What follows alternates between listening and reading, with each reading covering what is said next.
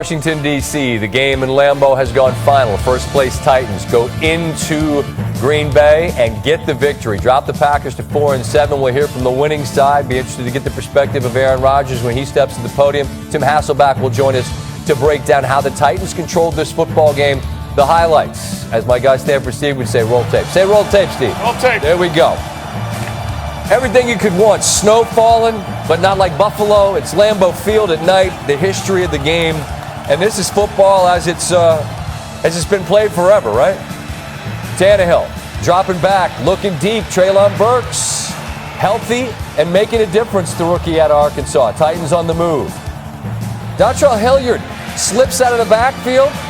Tannehill finds him, and the Titans, it's funny, they've been really good early touchdown drives, and they've gone dormant in a lot of games. They lead 7-0. Green Bay trying to catch the Titans with too many men. They do, so this is a free play. I think you could argue the best free play quarterback in the history of the game is this guy. Rodgers throws it up. Ladies and gentlemen, give it up for Mr. Christian Watson. The rookie. The touchdown explosion continues as Rodgers just directing traffic. Throw the ball and let your rookie make a play. He does. Extra point blocked. 7-6 Titans. 4th and inches. Tannehill pretending he does. Oh, that sneaky Tannehill. They direct snap to Henry. And it looks like maybe they stop. No, they don't stop him. That guy's going to fall forward. Completion here on 3rd and 10 to Robert Woods. Mike Vrabel and the Titans know they've got number 22. And this was after, it felt like about a 100-play drive. It took more than 10 minutes, and they got nothing out of it. But this Titans defense has the pack backed up, and it's a quick 3-and-out. Wondered if maybe that was going to be grounding in the end zone, but somehow Rodgers just barely escapes what would have been intentional grounding in the end zone for his safety. But the Titans get great field position, and they don't squander that opportunity. Packers have the ball for 3 plays in the quarter. Titans get the touchdown. They lead 14-6. In the third, after the Pack get a field goal. Oh, is that the dirty Terp? The rookie from College Park, Chig Okonkwo. This guy's a playmaker, and he makes his excellent catch there to get them moved off the shadow of their goal line. Then here it's a little play action to Henry, throw it back to the big man, and he is running downhill. Cold night, I got to think it'd not be fun to get in his way. On a hot day, not so much either. 2nd and goal, what a play design. They hand it to Henry. He tosses it to Austin Hooper. Henry gets him down there. He's reminiscent of the Tebow play back in the day. Hooper in the end zone, it's 20-9. Pack trying to make something happen. Welcome back Randall Cobb. He was very involved in the passing game. Gain of 28. It's 3rd and 3. Beautiful toss and catch, Allen Lazard. Pack moving the chains. Fun play design here. Somebody's might be wide open. Guess who it is? It's Watson. He's the 2nd rookie in Packers history with multiple receiving touchdowns in consecutive games. The other's Max McGee, the legend. Going for 2, they get it. Aaron Jones is in. It's a 3-point game. What kind of answer do the Titans have? Play action on 2nd and 7. Wide open is Robert Woods. That's a gain of 32. What an answer after Green Bay gets to within 3. Later in that drive, it's now the 4th quarter, and this is an absolute dime from Tannehill to Hooper. Now, in real time, you're thinking, is it a catch? Is he down? Was it a pick? Well, as you see, Hooper's got it, controls it, and they rip it out after he's down. Touchdown stands, and the Titans lead by 10. Now it's 3rd and 1. Tannehill trying to extend the drive.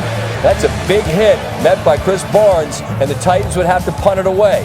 The ensuing Packers possession.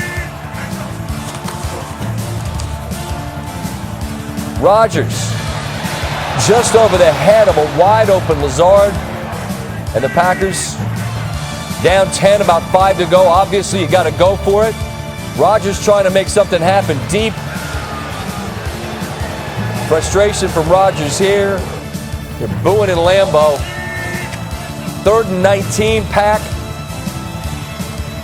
Rodgers is looking for who else? Watson. And he's just short of the first down. So on 4th and 1, they go for it, and that Titans defense is stout. They stood tall on the road at Arrowhead, and they stand tall in Lambeau. Multiple times they would stand 4th downs against this Packer offense. Mike Vrabel thrilled as they go into Lambeau.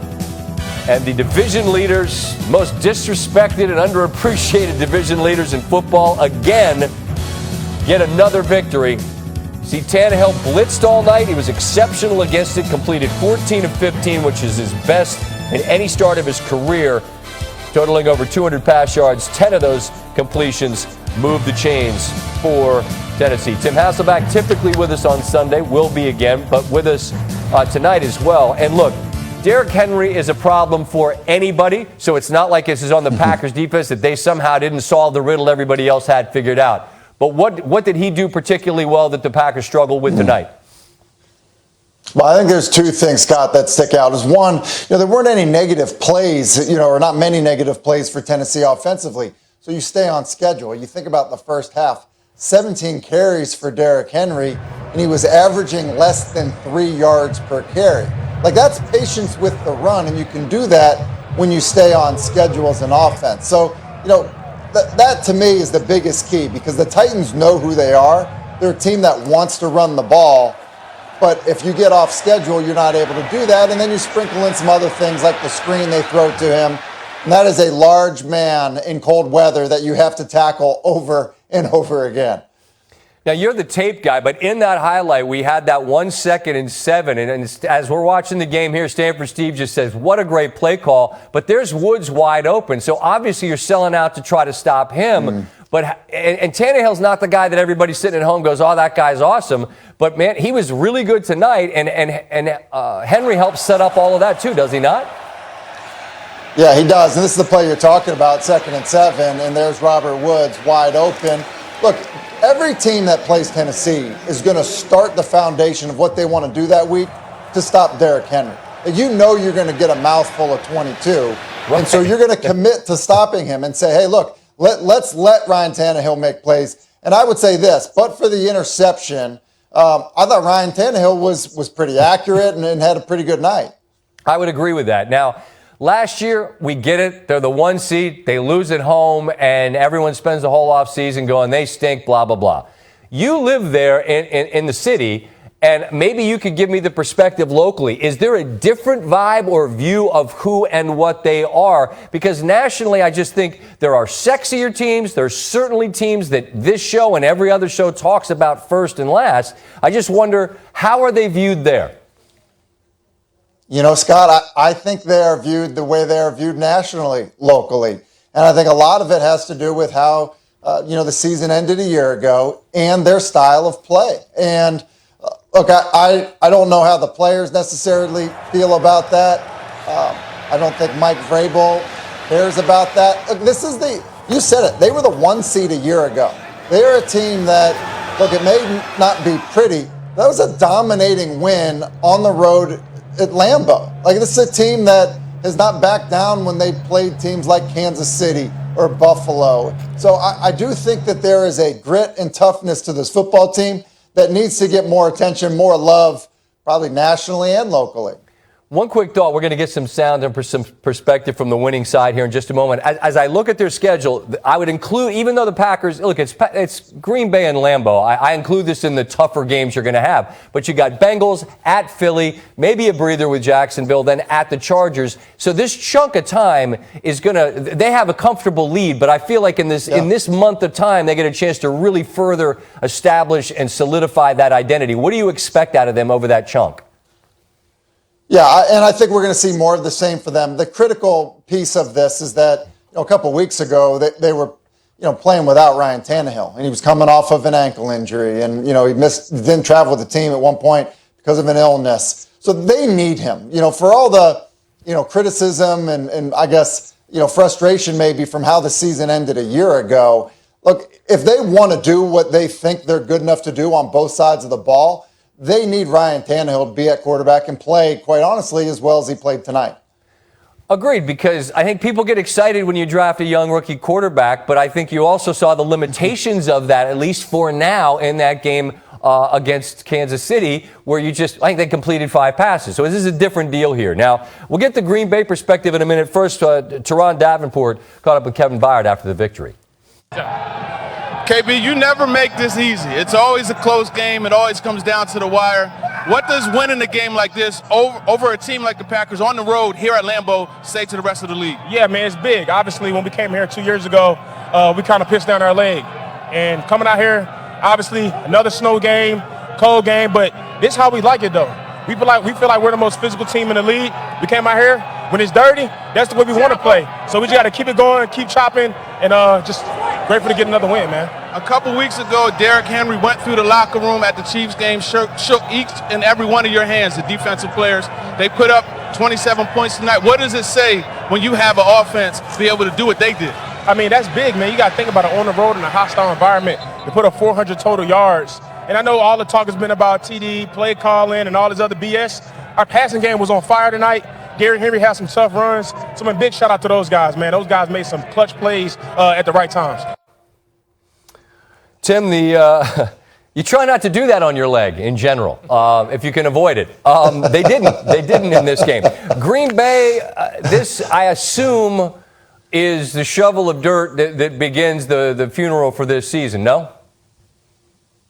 Yeah, I think so. And I keep looking for signs of life, to come out of there. And, I think some people are like, oh, wait a second. Look at Watson. Look at the impact he's having in the passing game. But to me, there continues to be frustration. I thought Aaron missed a few throws tonight, missed a few opportunities and we saw it start to click. But that just hasn't happened. And we're too far along in the season to keep thinking that it will. Well, I think you can argue that in the last 2 games, certainly Watson showed he's got 5 touchdowns in 2 games. But as a guy who played the position, I far be it from me to say, man, that's an easy throw. I just feel like we're seeing guys running wide open that Rodgers is missing. I don't get that. Yeah. Listen, like the end cut to Sammy Watkins, sticks out in my head right now. Scott, I just remember all last year sitting on that desk with you saying, can you believe this throw? Like, there literally is about 3 inches of margin for error for him to make this throw, and he's making that throw. And then we see him tonight with guys literally as open as you can get in the National Football League, and the ball's barely playable. And so, look, maybe the thumb injury is a bigger deal than he's let on, but it just doesn't seem right based on what we've seen from him throughout the vast majority of his career. No, because this is the guy that, he's made throws that people like you that play the position just shake their heads and there's just no way you can make throws that good. And this year we're seeing far more mortal type performances out of Rodgers, which is part of the reason why they stand at 4-7. More to talk about with you about this weekend, Tim, in a bit. We'll get to that in a few, all right? Yeah. We'll wait to hear from Coach Vrabel on the winning side. At some point, Aaron Rodgers here in the next half hour. Hopefully we'll be sharing his thoughts on the game. And we will share those.